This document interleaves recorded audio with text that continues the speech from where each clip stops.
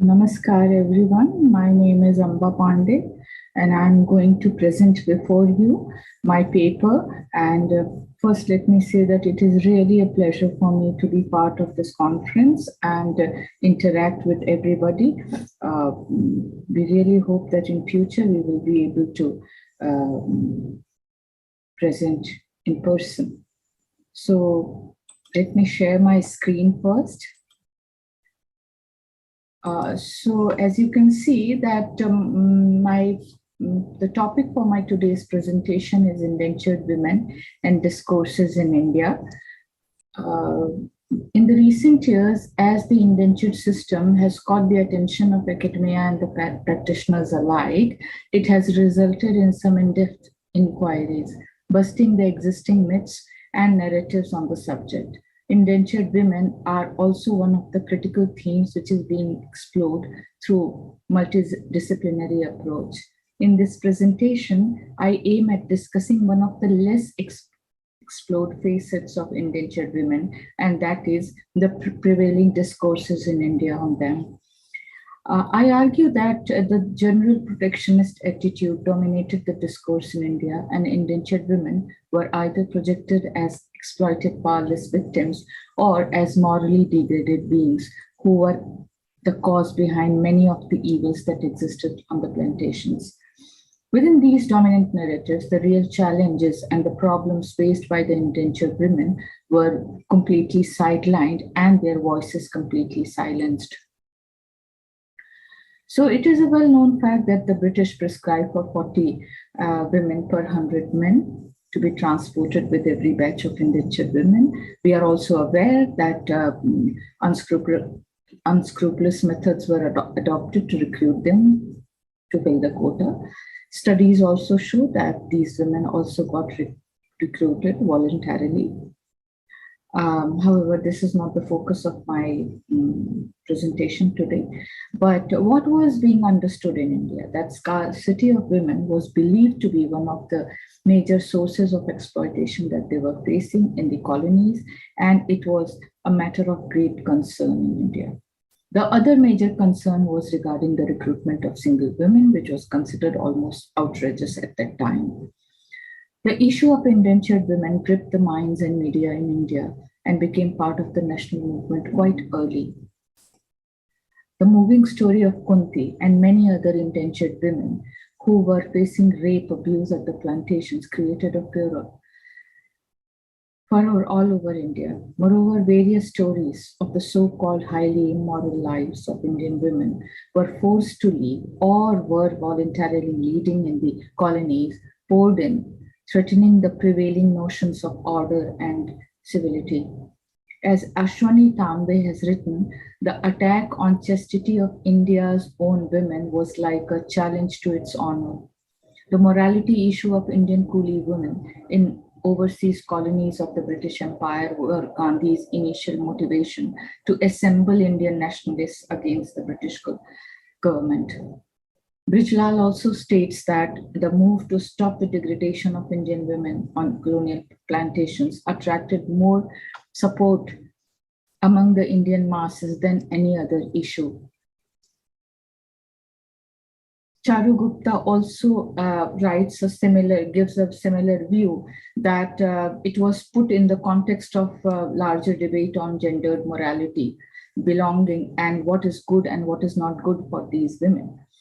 So, it became a convenient symbol in the national movement. And periodicals and dailies like Sri Darpan and New India gave extensive coverage to the issue and mobilized the public opinion to a great extent. Annie Besant wrote that India's self-respect of India was hurt by this refined and civilized form of slavery. Thus, as it appears, women's body and character became a battleground. On the other hand, finding themselves on a back foot and unwilling to admit that the evils were caused by the conditions of indenture. Colonial officials restored to explanations like Indian cultural traits, like, men being violent and all that, or type of women being recruited, or male-female ratio, etc.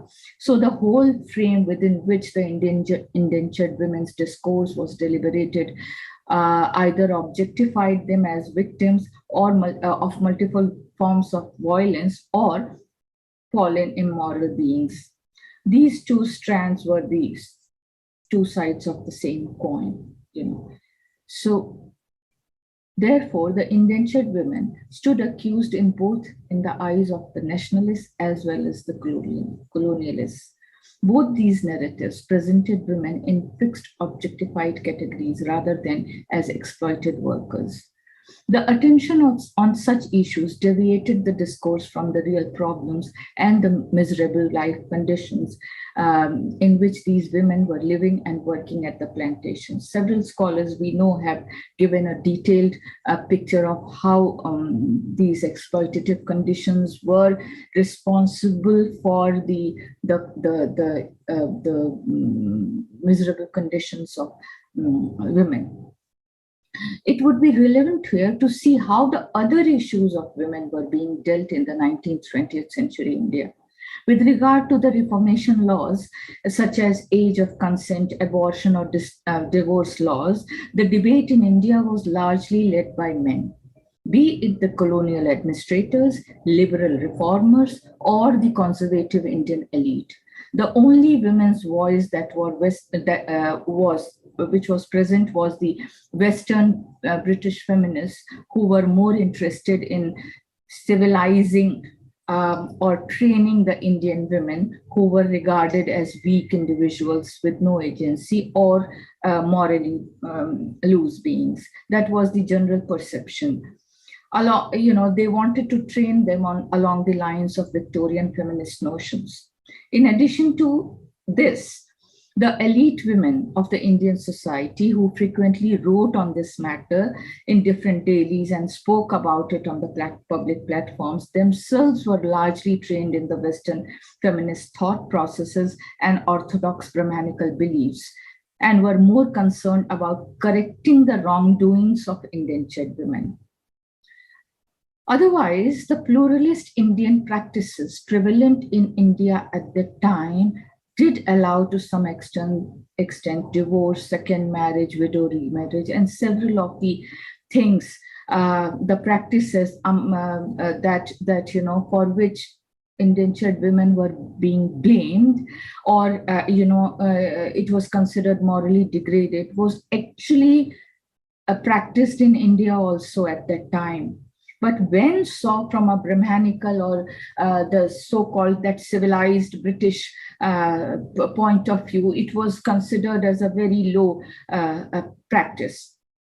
Another conspicuous fact was a complete silence of indentured women on the issues related to them. They never got a platform to speak or express their opinion, and was never consulted on any matter related to them. Since they were unable to read and write, their voice almost became silenced. Though the system and the process was under scrutiny, yet the indentured women themselves, their own concern and their voices remained completely marginalized.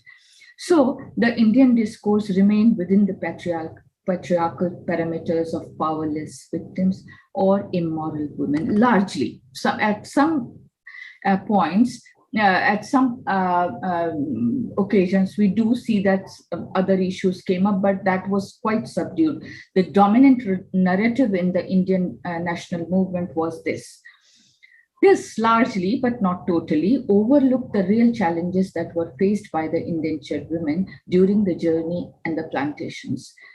There was less or almost no talk on the issues like low wages or inhuman living conditions, lack of privacy, physical protection from abusive partners, or drunk menfolk, or other problems. So no one was there to speak from their side. In this whole conversation, what these women lost the most was the respect and honor in the Indian minds and media. And later, when I have written a bit about the, how the later studies, a deeper research brought the other dimensions of the women's life, and as they were active participants in the cultural, economic, and political formations of plantation lives, they also participated in unrest and other movements. So they were active participants, but as now we see, due to various reasons, these issues are coming to the fore. It is not so much, but it is being discussed in India also. So thank you. That was my presentation.